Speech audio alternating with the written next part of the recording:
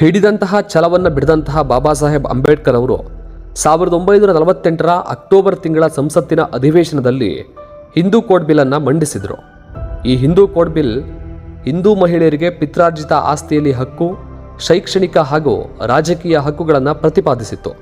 ಆದರೆ ನಾ ಸ್ತ್ರೀ ಸ್ವಾತಂತ್ರ್ಯಂ ಅರ್ಹತಿ ಎಂದು ಪ್ರತಿಪಾದಿಸುವಂತಹ ಮನುಧರ್ಮ ಪ್ರಣೀತ ಸನಾತನ ವೈದಿಕ ಶಾಹಿಗಳು ಮಹಿಳೆಯರಿಗೆ ಸ್ವಾತಂತ್ರ್ಯ, ಸಮಾನತೆ, ಶಿಕ್ಷಣ ಮತ್ತು ರಾಜಕೀಯ ಅಧಿಕಾರ ಹಾಗೂ ಪಿತ್ರಾರ್ಜಿತ ಆಸ್ತಿಯ ಹಕ್ಕುಗಳನ್ನು ಕೊಡುವ ಸಮತಾವಾದಿ ಹಾಗೂ ಸ್ತ್ರೀವಾದಿ ಅಂಬೇಡ್ಕರ್ ಅವರ ಈ ಮಹತ್ವರ ಆಶಯಗಳನ್ನು ಒಳಗೊಂಡಂತಹ ಈ ಮಸೂದೆಯನ್ನು ಉಗ್ರವಾಗಿ ವಿರೋಧಿಸಿದರು.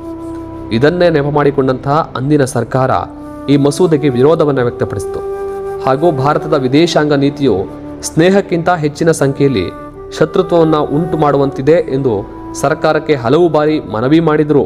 ಅದಲ್ಲದೆ ಹಿಂದುಳಿದ ಜಾತಿಗಳ ಆರ್ಥಿಕ, ಶೈಕ್ಷಣಿಕ ಹಾಗೂ ರಾಜಕೀಯ ಪ್ರಗತಿಗಾಗಿ ಹಿಂದುಳಿದ ಜಾತಿಗಳನ್ನು ಗುರುತಿಸಲು ಆಯೋಗ ನೇಮಿಸಬೇಕು ಹಾಗೂ ಹಿಂದುಳಿದ ಜಾತಿಗಳಿಗೆ ಜನಸಂಖ್ಯೆಗೆ ಅನುಗುಣವಾಗಿ ಮೀಸಲು ಸೌಲಭ್ಯ ಕಲ್ಪಿಸಬೇಕು ಎಂಬ ಡಾಕ್ಟರ್ BR ಅಂಬೇಡ್ಕರ್ ಅವರ ವಿಚಾರಗಳನ್ನು ಸರ್ಕಾರ ಮಾನ್ಯ ಮಾಡಲಿಲ್ಲ.